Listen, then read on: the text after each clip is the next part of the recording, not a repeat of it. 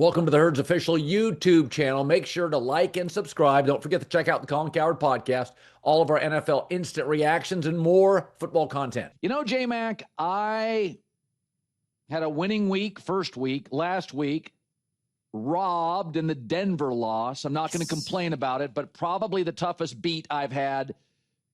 I mean, I told you this off air and on. That's the toughest beat I've had probably in 3 years. Ooh. But you know what? I'm not a victim. No. And that's not who I am. No. I just put the work boots on, grab the shovel, and start digging out picks. So here we go. It is week 3. I feel good about it. Blazin' 5. Let's blaze it up. Fire it up. It's Colin's Blazin' 5. Rams at Eagles. I'm going to take the Rams plus 3.5. Best second half team in the league. Stafford's the highest rated quarterback. But more than anything, it's the number 1 scoring defense in the league. Both opponents held under 20. Not only are they getting to the quarterback, 8 sacks from 6 different players. This defensive front is gnarly. And the Eagles offense, they have 3 plays, just 3 plays all year over 20 yards. It's a BB gun, despite a great O-line in Saquon Barkley. I don't get the number. Eagles offense trying to find its way. Rams defense getting better by the quarter. I'm going to take the Rams to upset them 27-23. Steelers at Patriots. I'm going to take the Patriots as a home dog plus 1.5. Drake May played very well. What I like, they're getting after the quarterback. Mike Vrabel's got that defensive front humming. Also, they've been hard to run on. And Pittsburgh doesn't run it anyway. Aaron Rodgers has been sacked 7 times in 2 games. They haven't run the ball in Pittsburgh in 7 years, and they're not going to run it against New England, meaning Aaron on the road is going to have to throw. And this Steelers defense, I don't know what's wrong, but it's a mess on the back end. And they're allowing 6.5 yards a play. I like the Patriots straight out to win this game, 27-23. Saints at Seahawks. I like Seattle big. They've held both opponents under 20 points. Jackson Smith and Jigba, looks like they found a number 1 receiver, and that was the concern. I said I thought Darnold was an upgrade. O-line will be better. Both have been true. Listen, y'all tell me about Spencer Rattler. Can you win a game? They've been 0-9 the last couple of years against playoff teams. They've lost 17 straight games when they allowed 20-plus points. I'm going to take Seattle to score 20 points in this game.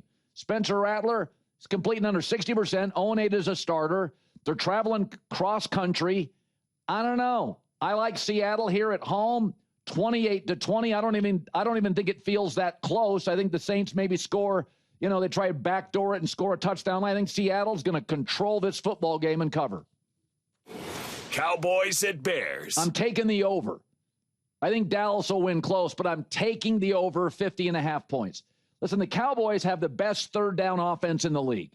Against that Giants defensive front, it was payday, and they did what they wanted to. Javonte Williams, we always liked him in Denver. Dallas picked him up.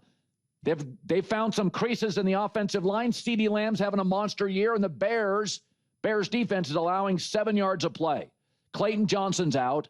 And they're bad on third down. So the Bears don't move the chains. They will not be able to keep the ball away from Dak, CeeDee Lamb, George Pickens. So the Bears have too many 3-and-outs.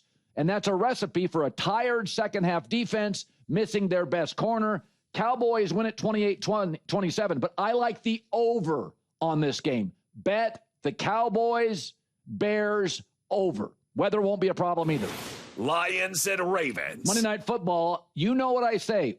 When Lamar Jackson hosts an NFC team, I don't care what the spread is. It's Ravens minus 4.5. I'm taking Baltimore. Bottom line, once again, number 1 scoring offense in the league. 7-1 over their last 8 home games. 10 of the 13 have come by over a touchdown. And here's what I don't like. The defense for the Lions is allowing a 48% conversion rate on third down. That's near the bottom of the league. And again, the first drive, Caleb Williams moved down the field. I don't like teams that struggle on third down defensively, especially against Lamar Jackson and Derrick Henry. They have a way of picking up the first downs, dominating the clock, keeping your quarterback and your offense on the sideline. Ravens win 30-23. I'll take them to cover the spread. Eric Mangini is now joining us. First things first, you see him all the time. J-Mac, you said you like the picks. Love the picks. In fact, Patriots is a smart play. I think Pittsburgh's way overvalued. Colin, this could be your first 5-0 in a little bit. Well, come on, let's slow down. No, aim high, big guy. So sometimes you see something, you see a stat or something, and you're like, whoa, that can't be true, right?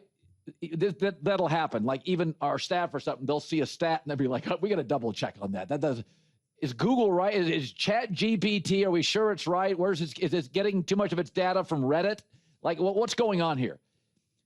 Most consecutive games with fewer than 30 points. These are current active streak. Andy Reid and Mahomes are on the list. I mean, obviously the Raiders, Bears, and Jags are way up there, but yeah, Andy Reid and Mahomes are on that list. And I was thinking about this.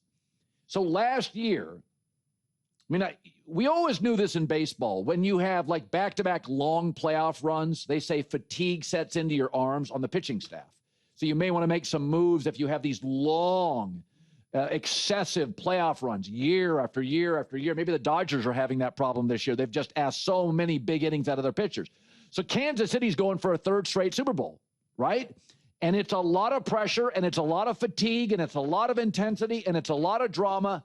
Is this the natural progression this year? The team it's tired. They don't have the juice. Remember when the Patriots were going for history? They wanted to be undefeated. Remember that year? They lost to the Giants in the Super Bowl, but there was so much pressure. I remember at one point it was at the Eagles or the Ravens they beat, and everybody was talking about officiating, and it wasn't fair, and the league wants them to be undefeated. And it was just every game after Thanksgiving felt like so much pressure for New England. And you've got to beat the Giants, and there's so much pressure. And they got to the Super Bowl, and they were kind of flat. And they didn't win a playoff game. That Patriot team, that stacked Patriot team, did not win a playoff game for 3 seasons after that. A lot of pressure and a lot of fatigue. That's the downside to history, is that you put all the chips in. Sometimes you're playing hurt. You make moves. I mean, in the NFL, it's understood. If you win back-to-back Super Bowls or 3, you're the greatest team, arguably the greatest dynasty ever. You are willing to give up chunks of your life to do that. And when I watch Kansas City this year, sometimes to me, they lack a little juice on both sides. You get more famous, everybody gets paid. There's distractions, there's fatigue, there's distractions. I don't know. They don't have a ton of juice. I think they'll beat the Giants this weekend. But, it's one of those numbers that you look at and you're like, this can't be true. Most consecutive games with fewer than 30 points. Saints are tied. Saints, Chiefs, Texans, Jags. Yeah, that's the class they're in.